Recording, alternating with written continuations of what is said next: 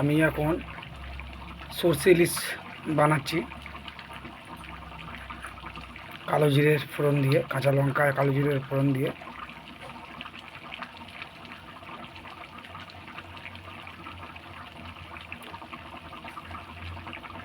আমি এই কড়ার মধ্যেই বানাচ্ছি, কারণ ওই কড়াটা আমার ফুটো হয়ে গেছে, আমার কাছে আর নেই এখন, তাই আমি এটাতে বানাতে বাধ্য।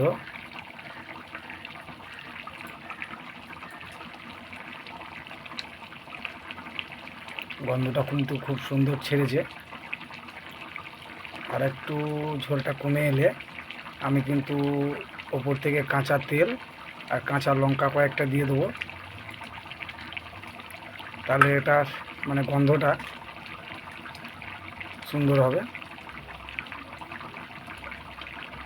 অনেক দিন পর আমি সরষে ইলিশ রান্না করছি। আর ইলিশ মাছের যা দাম এখন,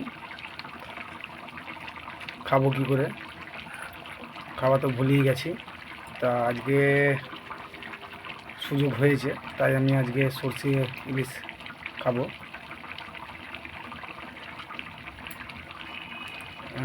600 গ্রাম ইলিশ এনেছি আমি।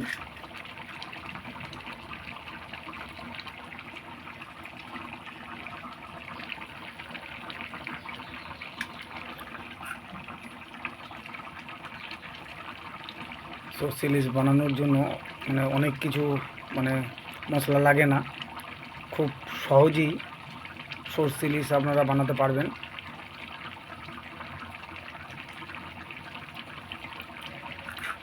আমিও বানাচ্ছি।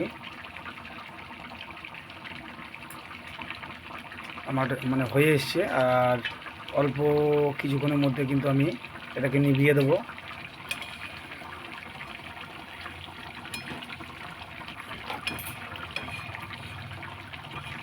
এই কড়াতে ঠিকঠাক হয় না, আমি মাছগুলোকে উল্টাতে পারছি না,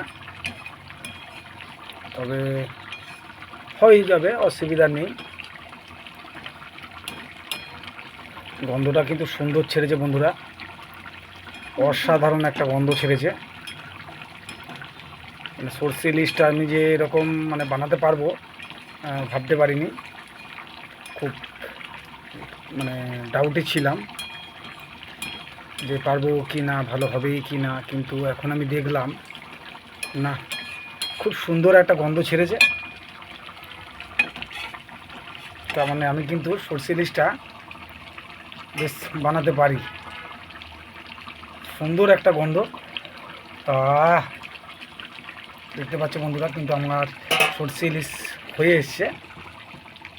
এবার কিন্তু আমি উপর থেকে কয়েকটা গোটা কাঁচা লঙ্কা দেব। লঙ্কাগুলো অতি অবশ্যই ধুয়ে নিতে হবে, এটা কোনো ঝালের জন্য আমি দেবো না, এটা খালি গন্ধর জন্য দেবো। কয়েকটা কাঁচা লঙ্কা যদি আমি এর মধ্যে দিয়ে দিই, তাহলে কিন্তু এটা আলাদা গন্ধ আসবে, সেন্টটা খুব ভালো হবে। তা বন্ধুরা, আমি এই 4টে কাঁচা লঙ্কা দিয়ে দিলাম, আর একটা দিয়ে দিলাম, কারণ এটা তো আমার ঝালের জন্য নয়। তা এই যে আমি 5টা কাঁচা লঙ্কা দিয়ে দিলাম এর মধ্যে। এবার দেবো একটু কাঁচা সর্ষের তেল, তাহলে কিন্তু আমি কিন্তু এবার ওভেনটাকে নিভিয়ে দিলাম। এইবার দেবো, দেখো বন্ধুরা, একটু সর্ষের তেলটা ভালো দিতে হবে, তাহলে কিন্তু ঠিকঠাক হয়ে যাবে,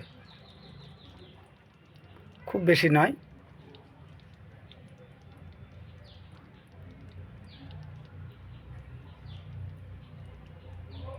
ব্যাস, আমার কিন্তু সরষে ইলিশ রেডি।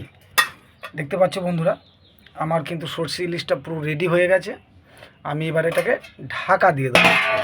ব্যাস, এখানে কিন্তু আমার কাজ শেষ। এবার যা পারবে আমার গিন্নি দেখে নেবে।